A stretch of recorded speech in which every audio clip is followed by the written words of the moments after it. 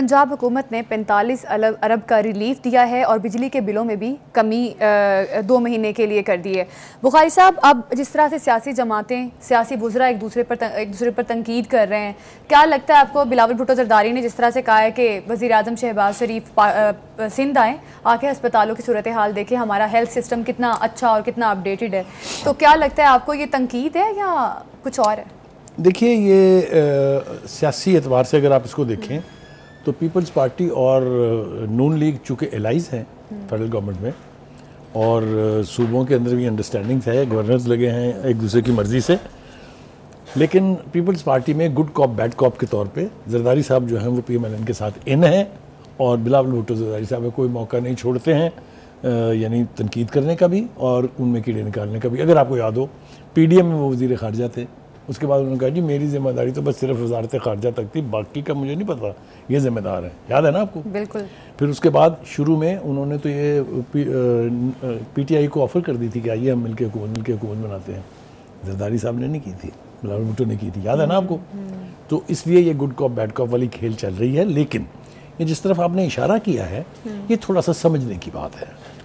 देखिए, जो जहाँ तक ये हेल्थ सिस्टम है सिंध का इज़ फॉर टू सुपीरियर, कोई दो राय नहीं उसके बारे में। ठीक, वहाँ ज़्यादा लोगों को फ्री इलाज होता है, वहाँ ज़्यादा लेटेस्ट इक्विपमेंट्स लगी हुई है, वहाँ लेटेस्ट स्पेशलाइज्ड हॉस्पिटल्स हैं, कोई मैच ही नहीं है, मतलब इसमें तो कोई शुबा नहीं।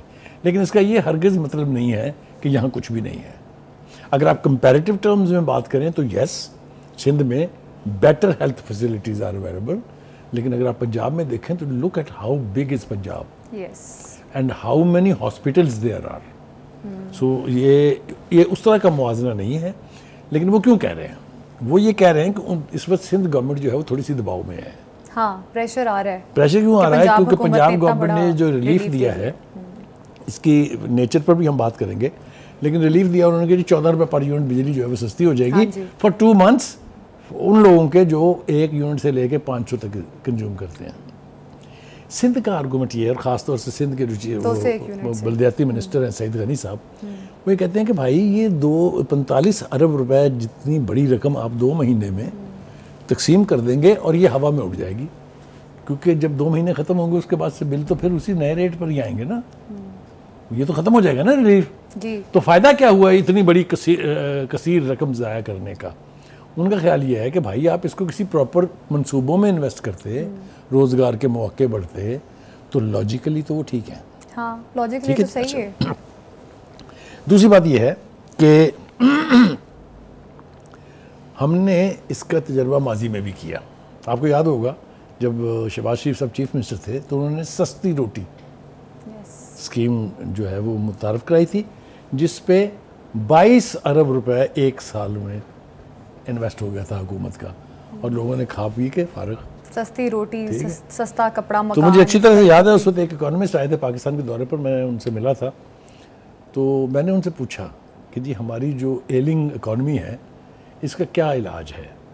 तो उन्होंने मुझे बताया कि ये आपके जो चीफ मिनिस्टर साहब हैं उन्होंने 22 अरब रुपए एक तरह से नोटों को आग लगा दी है, क्योंकि लोगों ने रोटी ली, सस्ती ली, खा ली, फारग। वो कहता है अगर यही 22 अरब रुपया किसी फैक्ट्रियों में इन्वेस्ट किया जाता तो 2 अरब रुपए में एक अच्छी टेक्सटाइल मिल, एक अच्छी फ्लोर मिल लग जाती है, और हर मिल में जितने लोग मुलाजम होते उससे 50,000 कुनबे के लोग जो हैं वो पल रहे होते हैं। मल्टीप्लाई करें इसको 11 से तो 11 मिलने लगी, मल्टीप्लाई करें 5 साल से 55 मिलने लगी। Look at it, about crore, over 1 crore people would have been benefited. तो हुकूमत और फिर वो बस अपने ये जो टेम्परेरी गुडविल बनाने का जो चक्कर है ना हमारे यहाँ सियासत में, ये सबसे बड़ा मर्ज है। इट्स ए डिजीज़ कि हम फौरी रिलीफ दे के शाबाश तालियां बजवा ली और उसके बाद वो हेवायर हुआ। एक नहीं, मैं बेपना प्रोजेक्ट आपको बता सकता हूँ जो हवा में प्लान किए गए, हवा में ही वो तामीर को पहुँचे, हवा में ही वो उड़ गए। जिसका रोटी सस्ती रोटी स्कीम की मैंने बात की ना आपसे, इसी तरह ये बिजली का relay, apparently it sounds very good, लेकिन what will happen after 2 months? So everybody जिसको ये बेनिफिट मिला will be back to square one after 2 months। ठीक, तो मेरे ख्याल से इस तरह की इन्वेस्टमेंट के हवाले से बहुत ज़्यादा गौर व गौस की ज़रूरत होती है। ठीक है। और बजाय इसके कि आप किसी टेम्परेरी रिलीफ में इन्वेस्ट करें, आप ऐसी जगह, ऐसे शोबों में, ऐसे मंसूबों में इन्वेस्ट करें जो लॉन्ग टर्म आपको बेनिफिट दें। ठीक है। जिस तरह मैंने कहा कि अगर उस रोटी स्कीम की बजाय फैक्ट्रियाँ लगाई जाती तो वो फॉर ऑल टाइम थी ना, ठीक है, सारी ज़िंदगी रोज़गार जारी रहता उनसे। ठीक